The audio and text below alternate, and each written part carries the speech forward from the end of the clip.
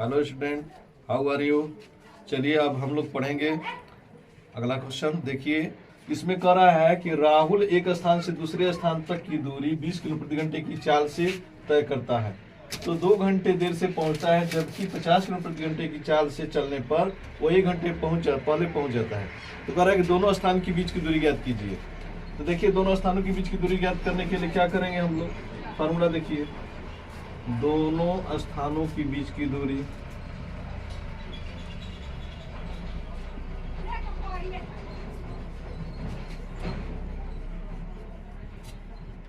क्या होगा, formula x Y bracket में T1 प्लस T2 और नीचे हो जाता है y माइनस एक्स।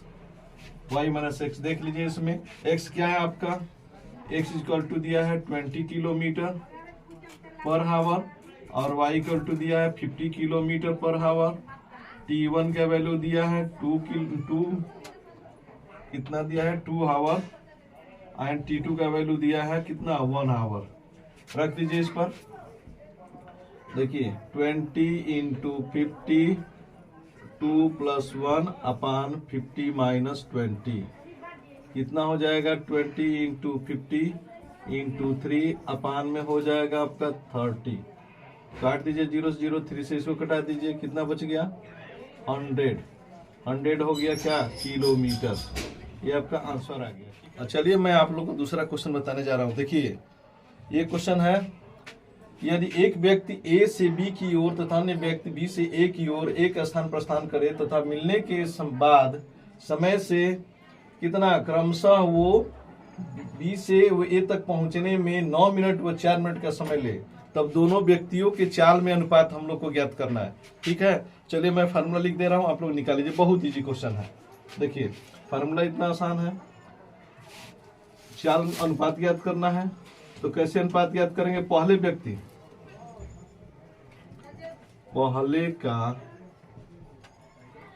चाल, कैसे बनती है, पहले का चाल बटा दूसरे का चाल, यही अनुपात है।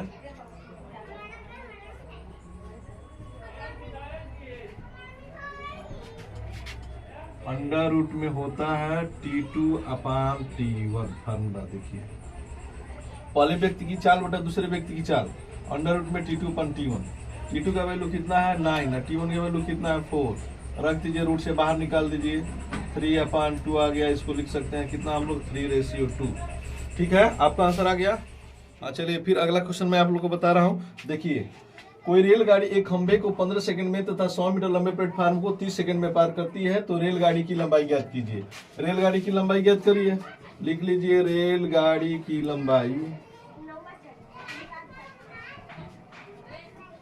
देखिए फार्मूला क्या होता है, x इंटू T1 अपान T2 माइनस T1।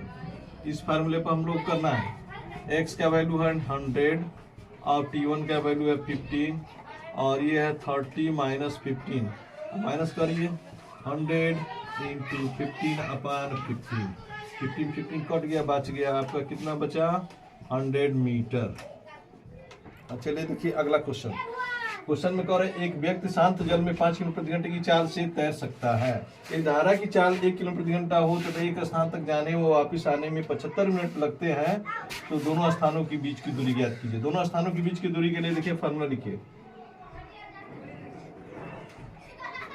बीच की दूरी फार्मूला आपका हो जाएगा z x² माइनस y² अपान 2x। जेड का वैल्यू कितना है 75 मिनट है, इसको हम लोग घंटा में बना लेंगे, 60 से डिवाइड करेंगे। फिर एक्स का वैल्यू कितना है 5 का स्क्वायर, वाई का वैल्यू कितना है 1 का स्क्वायर, नीचे कितना हो जाएगा 2 इंटू 5। ये हो गया 75 बटा में 60 इंटू ये 25 में से आपका 1 निकल जाएगा और नीचे हो गया 10। 75 बटा में 60 इंटू 24 बटा में 10। अब घटा लीजिए, घटाइए, 15 5 75 अब 15 चौकी 60, 4 6 का 24 अब 5 दूना का 10 और 2 3 6। आपका आ गया 3। क्या दोनों स्थानों के बीच की दूरी 3 किलो। चलिए अगला क्वेश्चन देखिए। कह रहे एक छात्रावास में 80 छात्र के लिए 40 दिन के लिए भोजन का प्रबंध है। यदि 40 दिन बाद छात्रावास में 20 छात्र और आ गए तो शेष भोजन सामग्री कितने दिनों के लिए चलेगा? तो निकालिए, दिनों की संख्या निकालिए। फार्मूला होता है, ये मैं नहीं करूंगा, आप लोग पहले कर लीजिएगा, उसके बाद मैं करूंगा। x upon a minus B upon X plus Y. देखिए x का वैल्यू कितना है? x का वैल्यू आपका 80 है, a का वैल्यू कितना है? तो 40 है, b का वैल्यू कितना है? तो 10 है। और नीचे आ जाइए, x का वैल्यू 80, y का वैल्यू कितना है? 20 है। ठीक है, चलिए बनाइए। 80 इंटू 10 माइनस करिए, इसमें कितना हो गया? 30 हो गया, और नीचे आपका 100 हो गया। 0 से 0 कट गया, दोनों को मल्टीप्लाई कर दीजिए, इतना दिन हो गया।